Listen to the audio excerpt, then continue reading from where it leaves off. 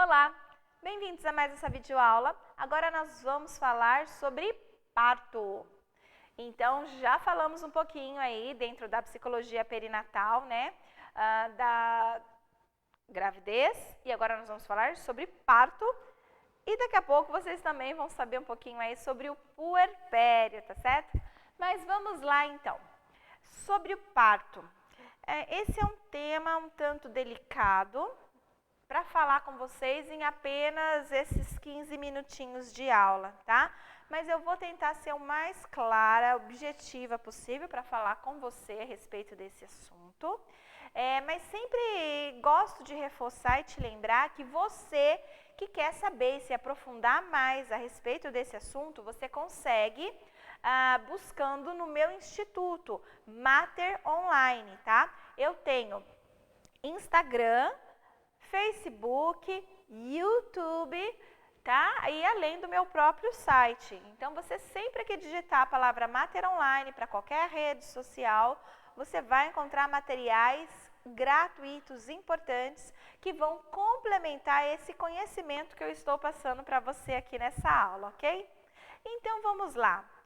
Pessoal, eu não sei se vocês já ouviram falar, né, na palavra violência obstétrica, tá? Se você ainda não ouviu falar em violência obstétrica, eu vou estar comentando agora com você sobre o que é isso e por que nós, psicólogos, precisamos ficar atentos a isso, tá? Violência obstétrica é a violência que a mulher sofre, passa em qualquer momento perinatal, tá certo? Qualquer violência que ela passe, física, psicológica, sexual, tá? No período da gestação, parto e pós-parto. Entretanto, eu estou falando sobre violência obstétrica na parte em que eu falo de parto, porque é o momento que a gente tem mais denúncias de violência obstétrica, tá? É no momento do parto.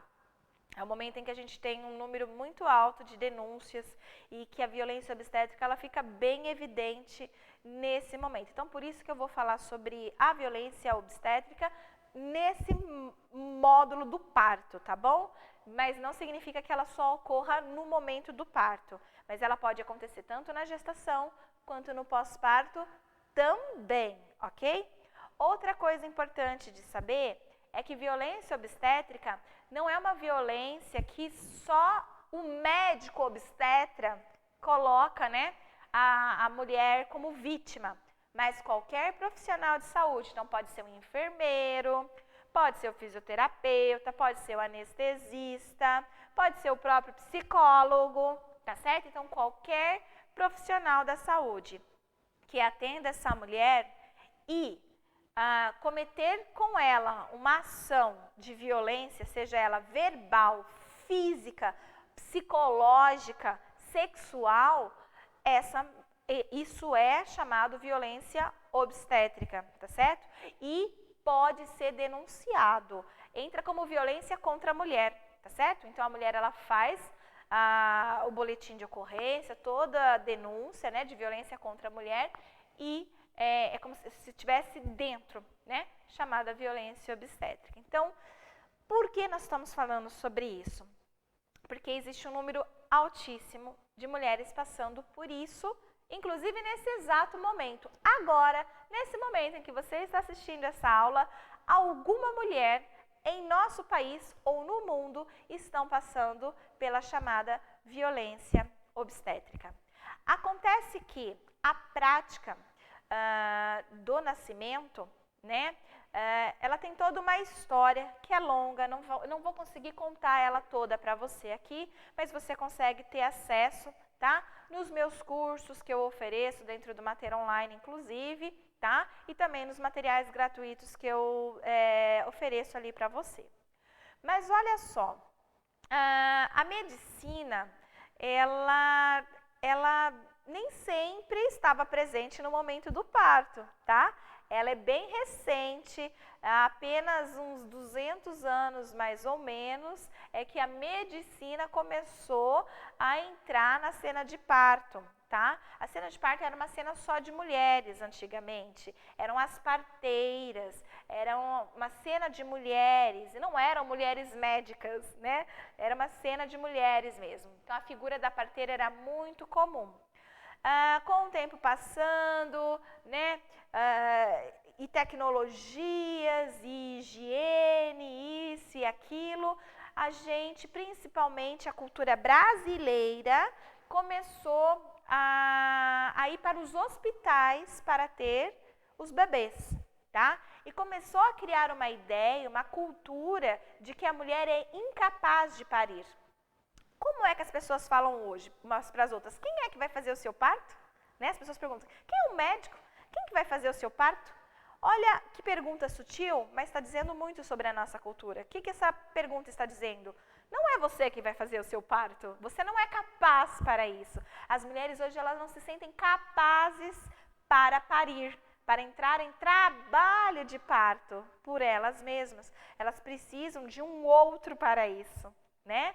Então, essa condição, né, cultural que foi instalada, principalmente aqui no Brasil, eu falo principalmente aqui no Brasil, porque se vocês pegarem outros países europeus, de primeiro mundo, Japão, nós não vamos encontrar esse modelo de nascimento, tá? Nós ainda vamos encontrar as próprias parteiras, vamos encontrar casas de parto e não hospital, tá certo?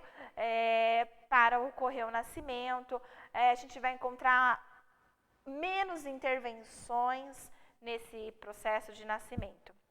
Por quê? O processo de nascimento ele tem que ser natural. O que significa natural? É aquilo que o próprio corpo faz, né? O parir não é aprendido. Parir é instintivo, né? Instintivo é aquilo que a gente já nasce com, já nasce sabendo, sem ninguém ensinar, né? Sem precisar observar ninguém, sem precisar ler um livro, sem precisar de um professor, sem não precisar de nada que faça com que a gente aprenda, tá? Então, parir é instintivo.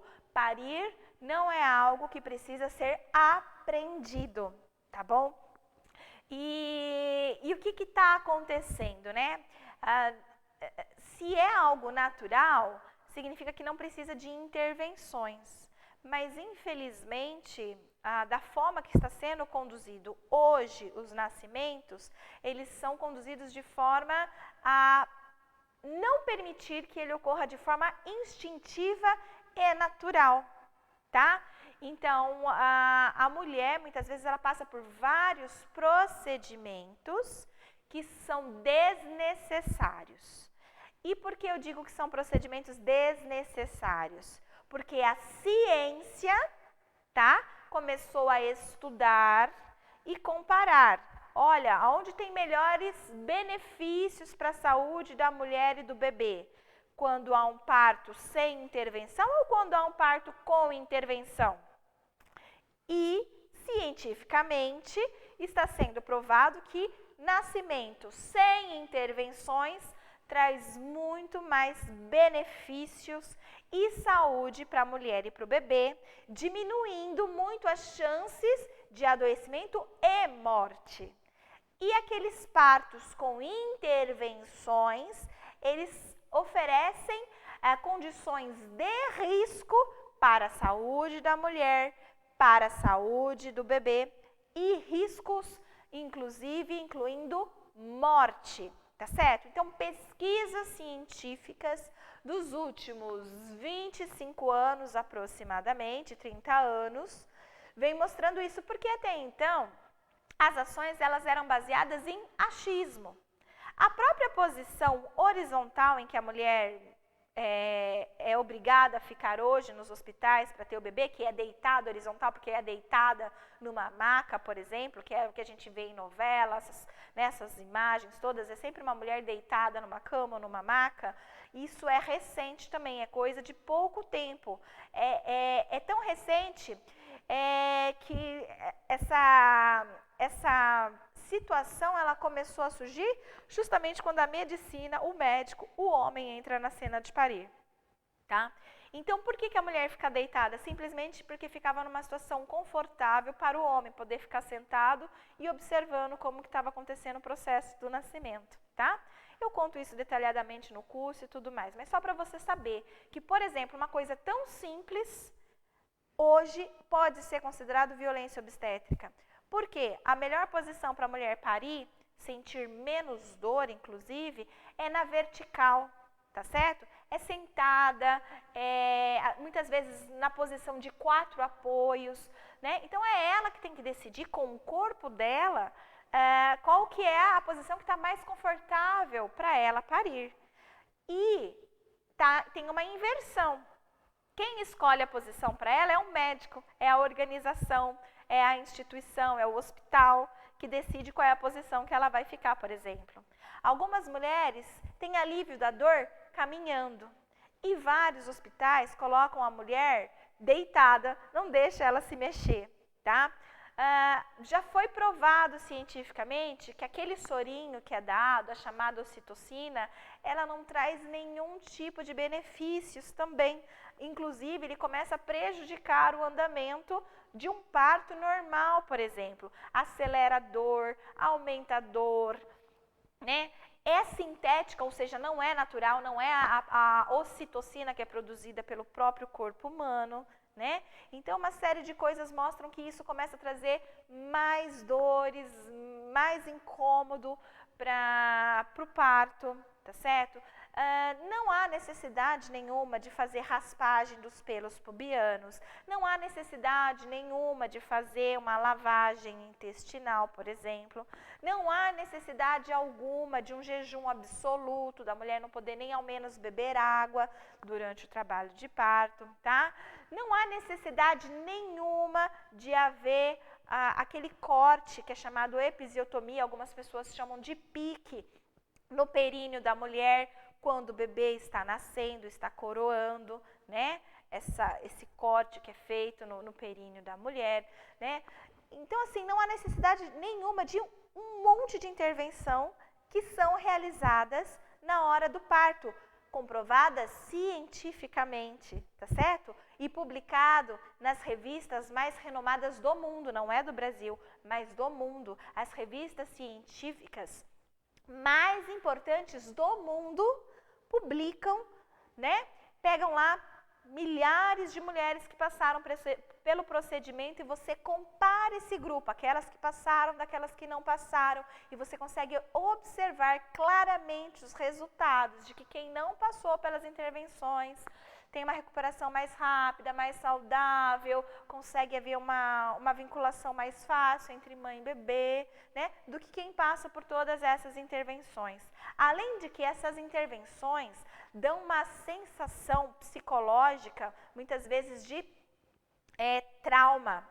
Não é difícil uma mulher apresentar estresse pós-traumático depois do parto. Ou seja, o evento estressor que iniciou, né, que desencadeou esse transtorno de estresse pós-traumático é o parto. Então, o parto, muitas vezes, ele tem sido uma cena de horror que está amedrontando a maioria das mulheres em nosso país. Um dos maiores medos de uma mulher durante a gestação é o parto. Então, ela passa, muitas vezes, a gestação inteirinha ansiosa e com medo do parto. Por quê? As histórias de parto, elas são várias, né? E a grande maioria trágica, a grande maioria de dor, né? Não só uma dor física, mas também uma dor psicológica. Então, elas preferem a cesariana, né? E preferem a cesariana para ter que se livrar dessa dor toda de um parto normal, porque sempre alguém tem uma história horrível para contar de um parto normal por ter passado por todas essas intervenções, que as pessoas julgam ser normal, parece ser normal ter a episiotomia, ser normal colocar o sorinho, parece ser normal a raspagem dos pelos, ser normal o jejum, e não é normal, né? É claro que assim, é normal dentro de um ambiente hospitalar, mas não deveria ser. Evidências científicas mostram que isso só traz prejuízos ao invés de benefícios para o processo natural do nascimento, do parto, ok? Então, as mulheres não sabendo disso e achando que tudo isso faz parte de algo realmente que precisa acontecer, e elas com medo de passar por tudo isso, muitas vezes acabam então escolhendo a cesariana, tá certo? E a cesariana, gente, ela é um procedimento cirúrgico e como toda cirurgia, traz riscos. Então, não se morre mais pessoas de parto normal, né? Mãe, por exemplo, de parto normal. A mortalidade materna, ela é muito mais frequente em mulheres que passam pela cesariana, por ter, de repente, uma infecção que pode ocorrer aí, uma série de coisas que pode ocorrer em decorrência da cesariana. Então, é mais perigoso, inclusive, para a vida, né, da mulher. Ela pode morrer, né, muito mais com uma cesariana do que com um parto normal, tá certo? Mas o fato é que o parto normal que o nosso país oferece hoje é um parto dos horrores, né? Que a maioria das mulheres realmente não querem. E aí a gente acaba se colocando em situação de risco, tá certo? Com as cesarianas. Mas é claro que há alguns casos que a cesariana se faz importante, tá? Há indicações para a cesariana importante. Ainda bem que ela existe, eu não estou falando mal da cesariana, entenda, ok? Graças a Deus alguém inventou ela e inventou para salvar vidas. Algumas mulheres realmente não poderiam sobreviver, ou bebês sobreviver, se não fosse por meio de uma cesariana, tá certo? Então, não estou falando isso, só estou dizendo que cientificamente um nascimento de forma normal, da forma com que a natureza programou para que os humanos nascessem, é muito melhor, é muito mais saudável e traz muito menos riscos para a saúde da mãe e do bebê. Já uma cesariana é uma intervenção cirúrgica que não tem nada a ver com a natureza humana. A natureza ela não programou a gente para nascer via cirurgia cesariana. Com isso, traz uma série de consequências para a saúde da mulher, para a saúde do bebê. A gente começou a ter um aumento de bebês que precisam ficar em incubadoras, tá certo? Depois do nascimento. Porque a gente está vivendo um boom de cesarianas, um aumento muito drástico de cesarianas.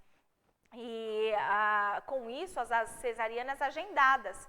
Não se espera a mulher ter contrações e entrar em trabalho de parto para realizar o procedimento cirúrgico. Muitas vezes se marca, né? Tipo, vamos fazer na quinta-feira, porque sexta é feriado, né? Vamos fazer tal dia, porque vai ser perto do aniversário da sua mãe, do seu pai, e você dá isso de presente para eles, ou para nascer ariano, aquariano, libriano, sei lá o que, entende? E isso traz prejuízos, né, para esse bebê. E pesquisas começam a mostrar prejuízos também para a relação mãe-bebê, tá? Prejudicando a vinculação mãe-bebê, tá certo? E isso também pode ser grave, gente, grave para a vida do sujeito, né? Não é só para aqueles momentos iniciais. A gente sabe o quanto de adultos com problemas de saúde mental que existem, né? E quando a gente vai ver o que é que originou, é lá no passado, é lá na relação dele com a mãe dele, com o pai dele, né?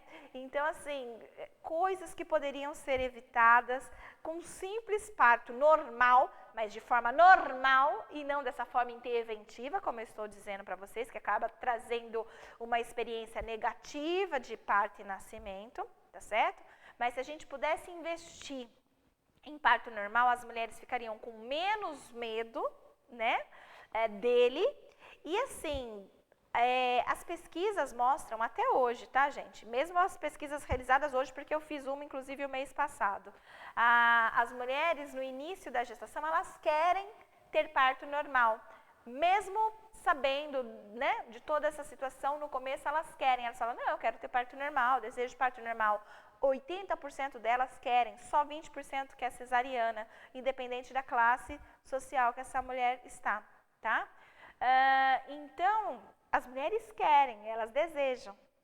Então, se houvesse um parto com menos intervenção ou sem intervenção, ou que a intervenção fosse utilizada só se necessário de verdade, se vê que precisa realmente de uma intervenção ali, porque não está indo muito bem, né, está acontecendo alguma coisa e tudo mais, o número de mulheres que iam querer e desejar um parto normal seria muito maior do número que a gente tem hoje, por conta de tudo que a gente escuta falar e a respeito dos partos, que vai gerando um certo receio, um certo medo nas mulheres, tá?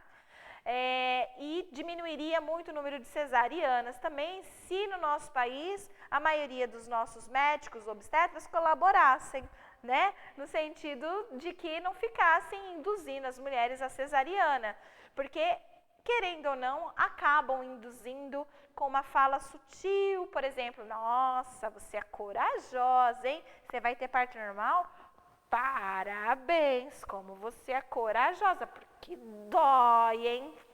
Né? Então, falas bem sutis que parecem ser inocentes, né? Elas trazem uma série de prejuízos aí, porque a mulher ela recebe aquela informação como, nossa, se o médico está falando que sente dor, então acho bom eu acreditar, né? Que tal eu fazer uma cesárea, então? E aí ela acaba se colocando numa situação de risco e prejudicando muitas vezes, inclusive a relação mãe-bebê.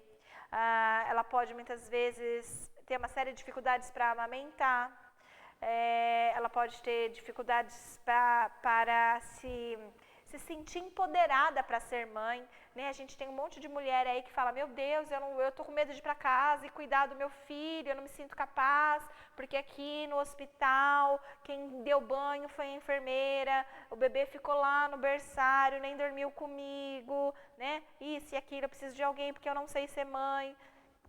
As pessoas não sabem ser mãe, isso não é genético, não é hereditário, não é inato, ninguém nasce com instinto materno. Se aprende a ser mãe, se aprende a amar o bebê, né? E a cuidar dele.